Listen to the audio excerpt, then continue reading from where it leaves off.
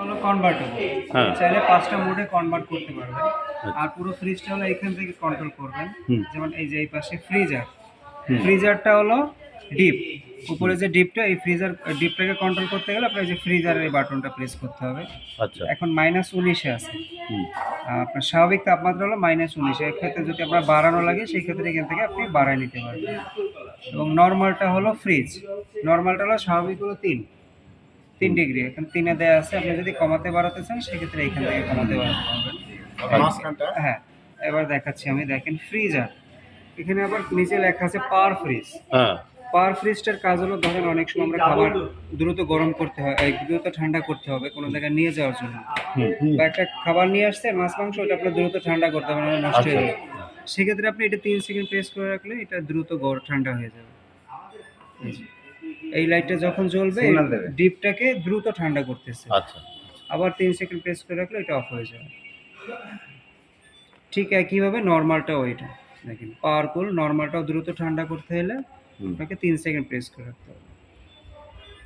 এই যে যখন এই লাইটটা জ্বলবে তখন এটা কার্যকারিতা শুরু হবে। আবার ৩ সেকেন্ড প্রেস করে রাখলে এটা বন্ধ হয়ে যাবে, দ্রুত কাজ করা বন্ধ হয়ে যাবে। এবার ফ্রিজার কনভার্টের কাজটা হলো, ধরুন অনেক সময় কি আপনার নরমালটা ডিপটা প্রয়োজন নেই, ডিপটাকে আপনি অফ করে ফেলবেন অথবা ডিপটাকেও নরমাল হিসেবে ব্যবহার করবেন। সেক্ষেত্রে এই যে ফ্রিজার কনভার্ট অর্থাৎ ডিপ কনভার্ট, এটা ৩ সেকেন্ড প্রেস করে রাখতে হবে।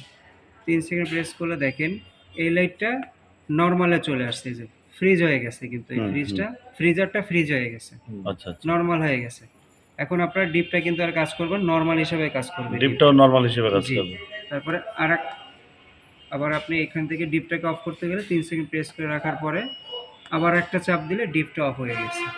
ডিপটা আর কোনো কাজই হবে না, শুধু নরমালটা চলবে। আচ্ছা। ধরুন হয় কি অনেক সময় আপনি বাসায় থাকবেন না, ৩-৪ দিন বা ১ সপ্তাহ বাসায় থাকবেন না, আপনার ডিপে কিছু নাই, শুধু এটা অন করে রেখে আপনার তো কারেন্ট বিল নষ্ট করে লাভ নেই। আচ্ছা। সেক্ষেত্রে আপনি ডিপটাকে অফ করে রাখতে পারবেন এইটার মাধ্যমে, ফ্রিজার কনভার্টারের মাধ্যমে।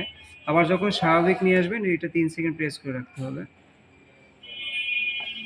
এই যে -19 এ এটা ডিপ -19, নরমালটা ৩ ডিগ্রি সেলসিয়াস। স্টেবিলাইজারের কোনো প্রয়োজন নেই, পিছনে বিল্ড করা আছে।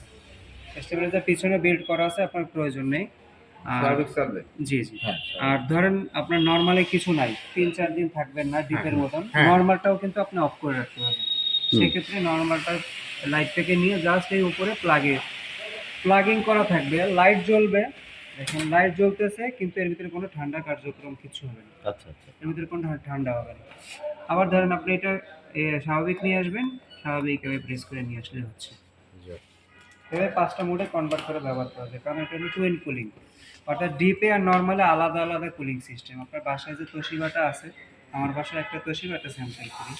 তো তোশিবাটা আপনার টুইন কুলিং না, যখন একটা চালাবেন আর একটা এমনি চলবে, দুটোই একসাথে চলবে। হ্যাঁ, দুটো একসাথে চলবে। আর এটা হলো আলাদা আলাদা কুলিং সিস্টেম। ডিপের ঠান্ডা ওর মতন আলাদা করবে, নরমালের ঠান্ডা আলাদা করবে।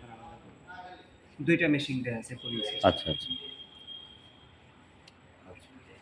এছাড়া আমার নাম্বার আমি কার্ড দিয়ে দেবো, না অসুবিধা হলে আমাকে ফোন করবেন। আচ্ছা, থ্যাংক ইউ।